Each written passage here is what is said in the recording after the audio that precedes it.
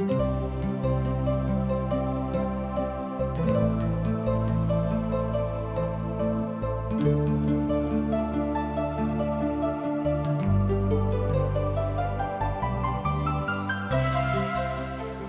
दिन मनुष्य जाति के जीवन के पाप के कारणे तरह तरह के विपत्ति, उलझन, अशांति में पड़ कऽ सच्चा जीवन के ज्योति सँ भटक गेलहुँ अछि। हुनका नहीं मालूम छनि कि जीवन के नीक ज्योति की अछि। यह लेल TWR इंडिया असक इजोत कार्यक्रम के लऽ कऽ अहाँ के बीच में प्रस्तुत कऽ रहल छथिन कि सब जनजीवन के उद्देश्य के समझ कऽ जीवनक ज्योति में आगाँ भऽ सकी आ परमेश्वरक संग हुनका मिलाप भऽ जाय। यह बाइबलक सिलसिलेवार अध्ययन पर आधारित अछि। कृपया कऽ अहाँ देखू, सुनू, परमेश्वर अहाँ के जनजीवन के ज्योति आ इजोत ठहरेक। आशा के इजोत मैथिली कार्यक्रम में हम एक बेर और अहाँ के अभिनंदन प्रभु यीशु मसीह के मीठ आ पवित्र नाम से कऽ रहल छी। आजुक दिन हमरा सब इस तरह के पोथी के अध्ययन करबाक लेल उपस्थित भेलहुँ हैं। आजुक दिन हमरा सब 5म अध्याय आर 6म अध्याय के किछ मुख्य बातक ऊपर चर्चा करब। तहन एहि तरह एहि अध्याय के पहिल पद कहैत अछि, तेसर दिन एस्तर अपन राजकीय वस्त्र पहिर कऽ राजभवनक भीतरी अंगना में जाकर राजभवनक सन्मुख में ठाढ़ भऽ गेली। राजा तऽ राजभवन में राजगद्दी पर भवनक द्वारी के सन्मुख में विराजमान रहैत। एहि तरह हमरा लोकनि देखैत छी कि एस्तर अपन जानक जोखिम में दऽ कऽ जोखिम में डालि कऽ राजा के सन्मुख में उपस्थित भऽ जाइत अछि। राजभवनक अपन राजगद्दी के मुख्य द्वारी के सन्मुख में विराजमान भऽ गेलाह है। हुनका चारू कांत में राज दरबारी अपन अपन वस्त्र पहिर कऽ ठाढ़ रहैत, अर्थात राजा अपन बातक अर्थात अपन राज काजक देखभाल कऽ रहल छलाह आ तकरा में पूर्ण रीति सँ व्यस्त रहैत। समस्त दरबारीक संगे हाजिर ओ रहैत आ एहिक में सँ ओ एस्तर राजा के लग जाकऽ एहि बातक बड़ स्पष्टता के साथ बजबा के मोन बना लेने छलीह। ओ अपन कथा के बड़ सम्हरि कऽ राजा के महिमा करैत ओ बाजे के प्रयास करैत छली, बा एना कहियो एहि तरहक योजना ओ बनौने छली अपन मोन में। आर जहन राजा एस्तर रानी के ठाढ़ देखलाह तऽ हुनका सँ प्रसन्न भऽ कऽ सोनाक राजदंड जे हुनका हाथ में छल हुनका दिस बढ़ौलथि। तहन एस्तर निकट आबि कऽ राजदंडक नोकक स्पर्श कऽ देली। एहि तरह अहाँ बाजि सकैत छी कि राजा के सन्मुख में जाकर हुनक आदेश लेवा के एही तरह के प्रक्रिया राजा छैरसा के राजप्रसाद में छली के।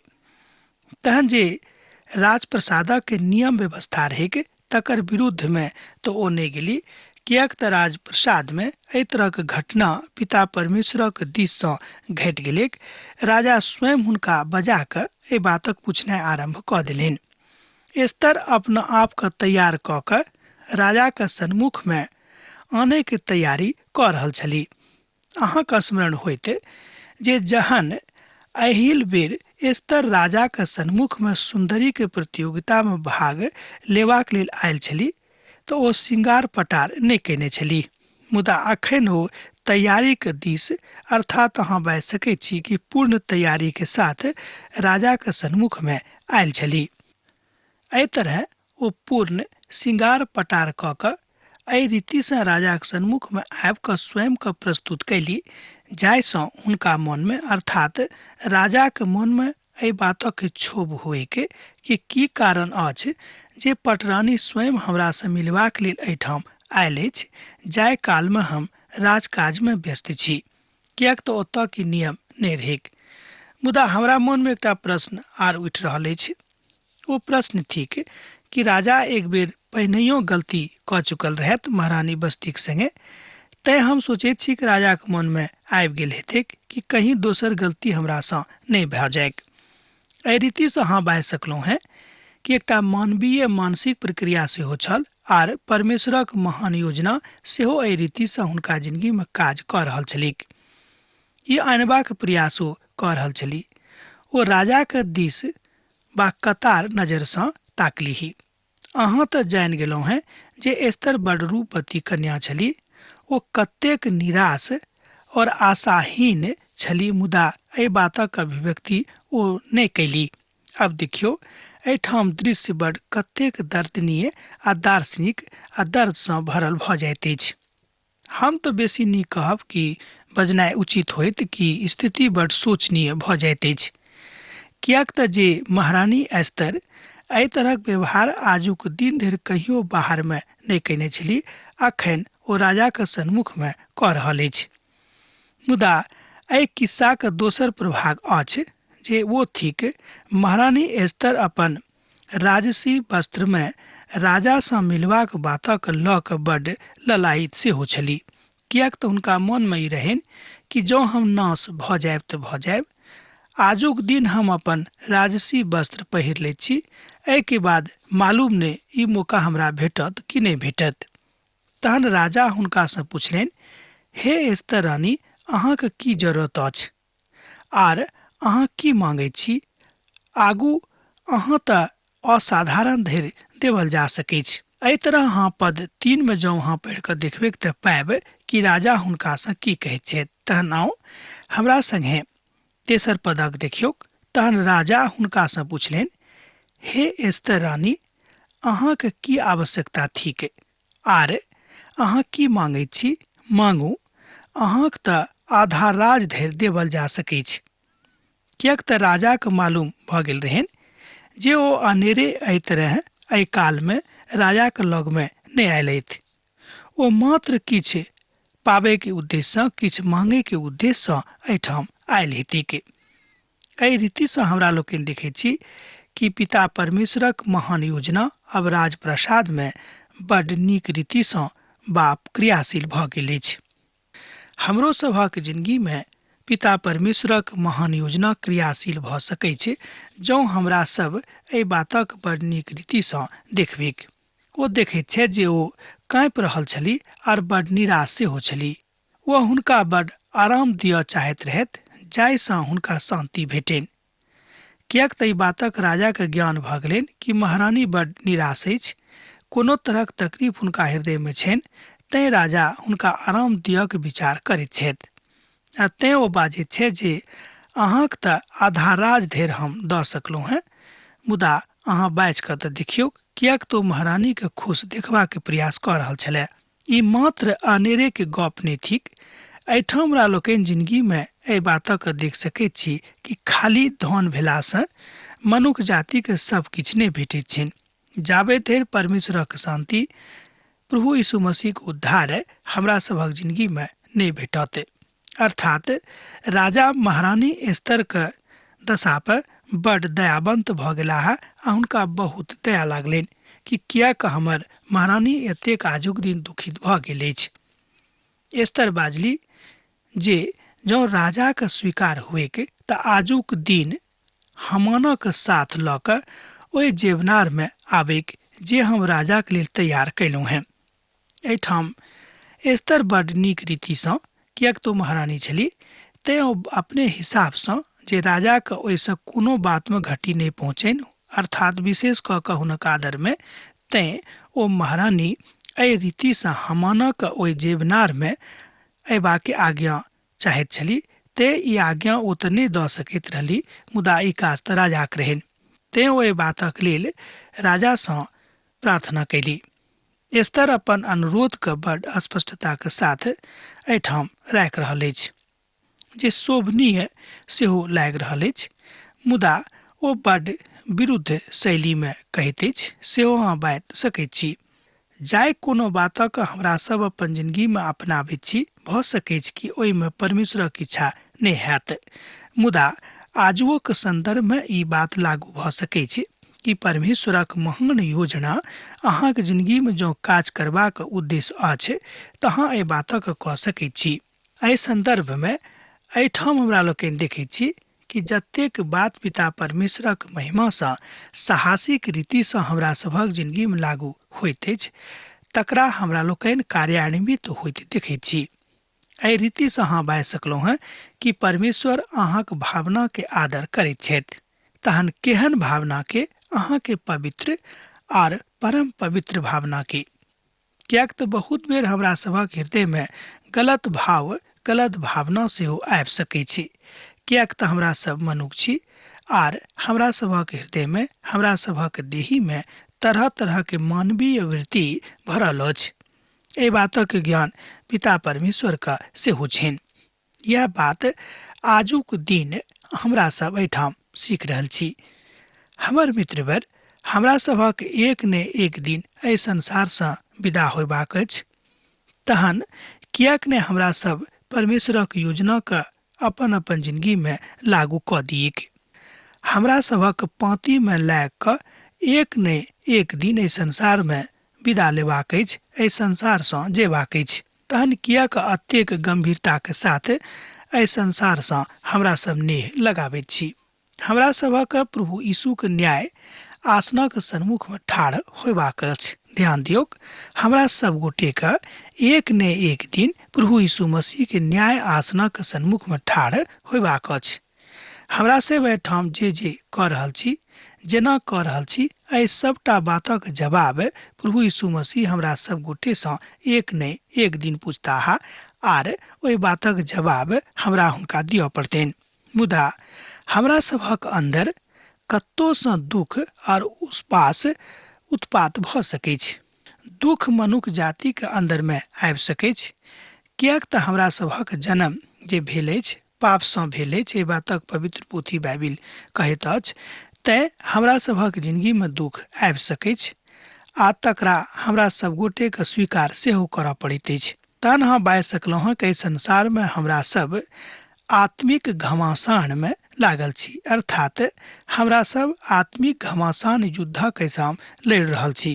तहन कियाक तऽ हमरा सब एक बादो घृणा के भाव आ तरह तरह के एम्हर ओम्हर के भाव राख कऽ लोकक दिस ताकैत छी जे उचित नहि लागैत अछि।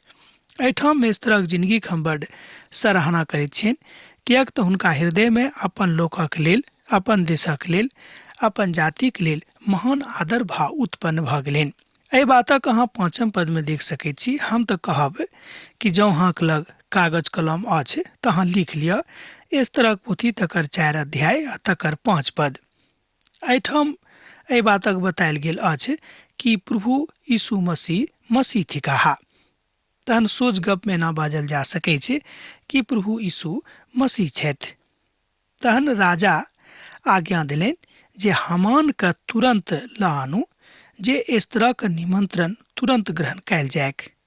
तैं राजा और हामान इस तरह के तैयार कैल गेल जेवनार में तुरंत आबि गेलाह। अब देखियो कि हामान जे एकटा बड़ निरंकुश शासकक रूप में शासन कऽ रहल छथि आ विशेष कऽ कऽ एक आदमी के प्रति घृणात्मक भावना राख कऽ ओहि जाति के पूर्ण रीति सँ नष्ट करबाक योजना बना रहल छथि, हुनका एहिठाम बजावल जाइत छनि। हम तऽ ई कहब कि परमेश्वरक महान योजना अछि, महान छुटकारा अछि। तहन एहिठाम एकटा बात जे लुकायल थिक ओ ई थिक कि अहाँ बाजि सकैत छी कि प्रभु यीशु मसीह थिकाह एहिठाम सिद्ध भऽ जाइत अछि। अहाँ पद 5 में राजा के भावना के देख सकैत छी। राजा और ध्यान जेवनार में आबैत छनि, जकर तैयारी महारानी एस्तर हुनका और हामानक लेल कयने रहली। एहि तरह हमरा लोकनि देखैत छी कि राजा के जेवनार में राजा स्वयं और हामान ओहिठाम तुरंत आबि गेलाह। तकरा बाद पद 6 में एहि बातक एहि तरह बतायल गेल अछि, बखान कयल गेल अछि। ओहि बखानक हम अहाँक लेल दऽ रहल छी। तहन एहि बातक सुनियौक। जेवनारक काल में जहन दाख मधु पियल जाइत रहैक, तहन राजा एस्तर सँ कहलनि, अहाँ की निवेदन अछि? एहिठाम देखियौ, राजा एस्तर सँ कहलनि, अहाँक निवेदन की अछि? तकरा पूरा कयल जेतिक। और अहाँ की मांगैत छी? आगू अहाँक आधा राज धरि सेहो देवल जा सकै छै। एहि बातक अहाँ 5 पद में देख सकैत छी आ तकरा बाद 6 पद में देखियौ के। तहन हमरा संगे आउ एहि 6 पदक देखू हमरा संगे। जेवनारक काल में जहन दाख मधु पियल जाइत रहैक, तहन राजा एस्तर सँ कहलनि, अहाँ की निवेदन अछि? तकरा पूरा कयल जेतिक। और अहाँके की मांगैत छी, अर्थात अहाँके की मांग अछि। आगू अहाँके आधार राज धैर्य सेहो देवल जा सकैत छै। ओहि सभामे तऽ एस्तर बड्ड नर्वस छली, बा अहाँ बाजि सकलहुँ हेँ कि हुनक मोन बड्ड एम्हर उम्हर रहनि, ओ बड्ड विचलित छली। मुदा ओ बुझि गेल छली कि आब एहि दुःखसँ निवारण पिता परमेश्वर हमर जातिके करता कि नहि। एहिठाम हमरा लोकनि देखैत छी कि एस्तरक मोन अपना दिस नहि, मुदा अपन जातिके दिस विशेष कऽ कऽ जाइत अछि।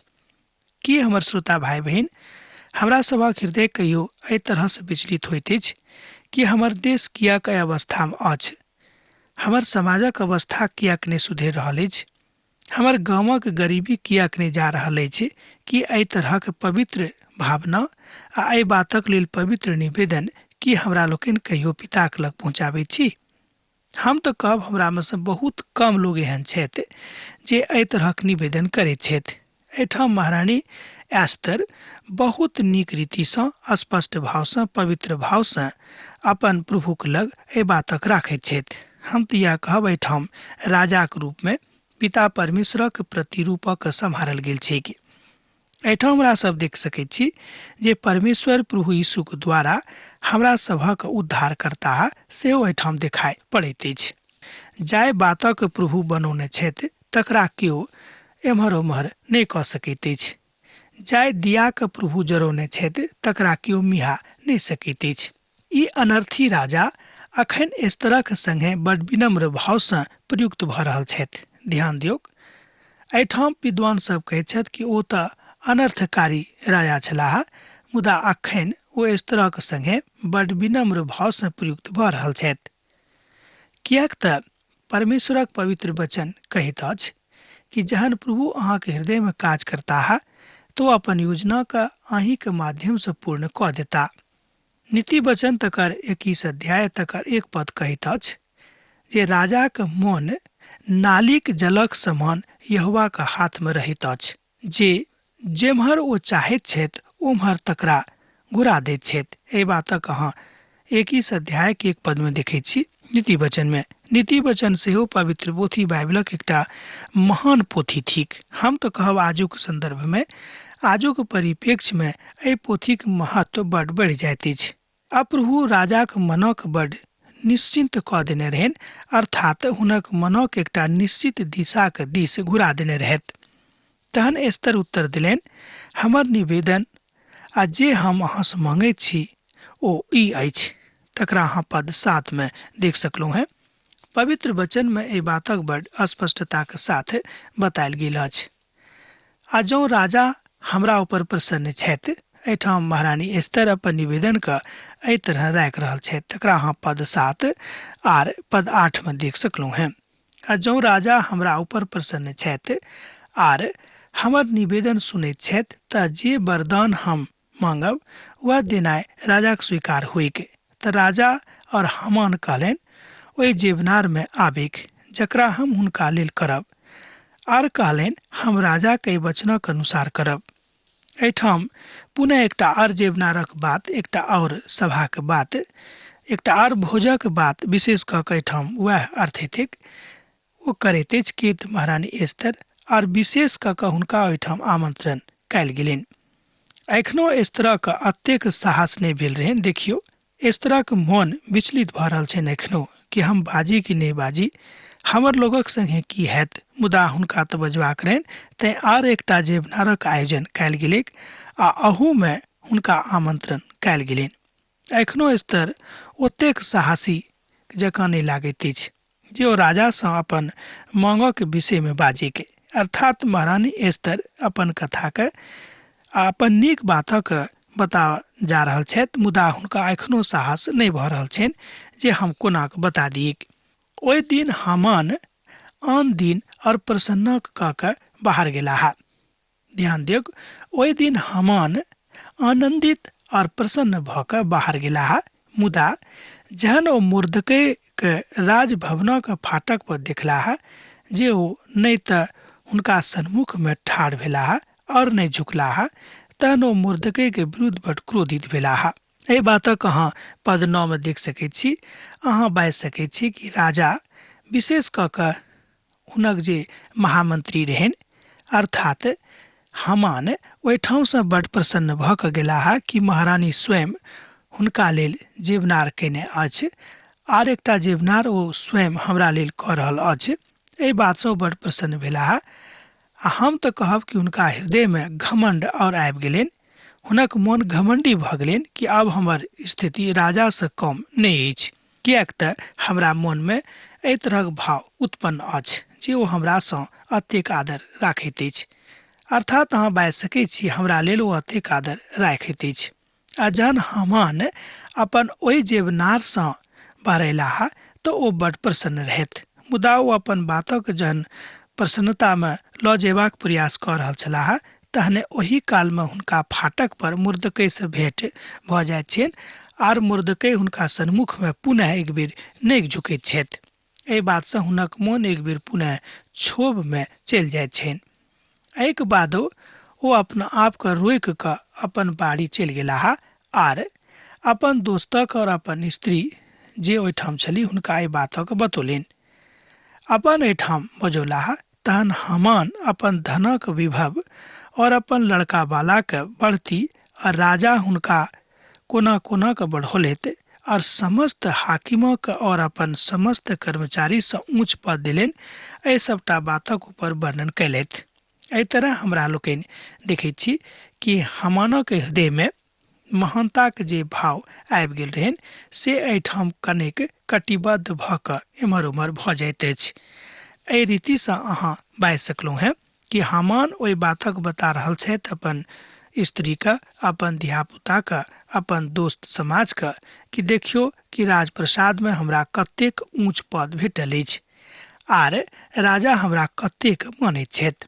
हामान अपना आप के बड़ बढ़ा चढ़ा कऽ ओहिठाम राखि रहल छथि, किएक तऽ हुनका अन्दर में एहिठाम हमरा लोकनि देखैत छी मूर्खतापूर्ण बातक तथ्य घुसि जाइत छनि। बहुत बेर हमरो सभक मोन में यह बात आबैत अछि। जँ केओ अहाँ कनेरे बड़ाई करैत अछि तऽ अहाँ बुझैत छी कि देखियो हम कतेक महान भऽ गेलहुँ हैं। जँ शत्रुपे अहाँ बड़ाई के पात्र थिकहुँ तऽ अहू बातक लेल बड़ विनम्र भाव से प्रभु के धन्यवाद दियौन कि हे प्रभु, हमरा अहाँ एहि जोग समझलहुँ हैं कि अमुक मनुख, अमुक भाई, अमुक बहिन हमर आदर करैत अछि। पद 13 में आर पद 12 में एहि बातक ध्यान विशेष कऽ कऽ बतायल गेल अछि। हामान एहि बातक बतौलथि जे राज दरबार में हुनक कतेक इज्जत बढ़ि गेल छनि, मुदा हुनक अपन बड़ाई में अतेक बात ओ डिंग हाँकि कऽ बता रहल छथि कि हुनक इज्जत ततेक बढ़ि गेल छनि जे हम अहाँके नहि बाजि सकैत छी। दोसर गप अहाँ बाजि सकलहुँ हैं कि ओ बाजे की इच्छा राखैत रहथि कि हमर इज्जत महारानी के नजर में राजो से बढ़ि कऽ अछि। एहिठाम शैतान हुनका मन में काज कऽ रहल छनि, किएक तो शैताने के संगी छलाह। ओहि काल में मुर्दकै के फांसी दऽ कऽ राजा के जेवनार में मांगलैक। ओ फांसी के खंबा ओहि हिसाब से बनबौलथि। एहि बातक अहाँ 6ठम अध्याय में देख सकैत छी कि मुर्दकै के फांसी देबाक लेल ओहि जेवनार में ओ मंगौलक, जाहिसँ ओहि खंबाक ऊपर हुनका फांसी देवल जाइन। हमरा सब गामों में एहि बातक सुनैत छी कि जिनका लेल अहाँ गड्ढा खोजैत छी ओहिमे अहीं खसब। जँ हमरा सब अनेरे केकरो लेल गड्ढा खोदि रहल छी तऽ ओहिमे अहीं खसब वा हमही खसब। एहि तरहक बात एहिठाम सेहो होइत अछि, तकरा अहाँ आगू देखबै। जहन राजा के नींद नहि अयलनि, ओहि रात में राजा के नींद नहि पड़लनि, तैं हुनक आज्ञा सँ इतिहासक पोथी आनल गेलैक और पढ़ि कऽ राजा के सुनावल गेलैक। एहिठाम हमरा लोकनि देखैत छी कि पहिल बेर शायद एहन भेल हेतै कि राजा छैस परमेश्वरक वचनक एहि रीति सँ देखने हेतैक, बा बड़ छोट बातक एहिठाम बतौने हेतैक। अब हमरा एहिठाम आजुक दिन विदा दिअ, किएक तऽ अहाँ से विदा होय के काल भऽ रहल अछि। पाती लिखैत रहब, बिसरायब नहि। यीशुक नेह अहाँक जिंदगी में सैद घड़ी बनल रहेक। आमीन। हमरा विश्वास अछि कि ई कार्यक्रम अहाँके लेल लाभदायक सिद्ध भेल अछि। हम चाहै छी कि अहाँ अपन आशीषके हमरा संग साझा करू। जँ अहाँके नजीक बाइबलसँ, जीवनसँ संबंधित कोनो प्रकारके प्रश्न भऽ सकैत अछि तऽ अपन समस्याके लेल प्रार्थना करबा के लेल जँ चाहै छी तऽ हमरा फोन पर जरूर संपर्क कऽ सकै छी। परमेश्वर अहाँ सबके एकटा सुखद आनंदित दिन प्रदान करैक।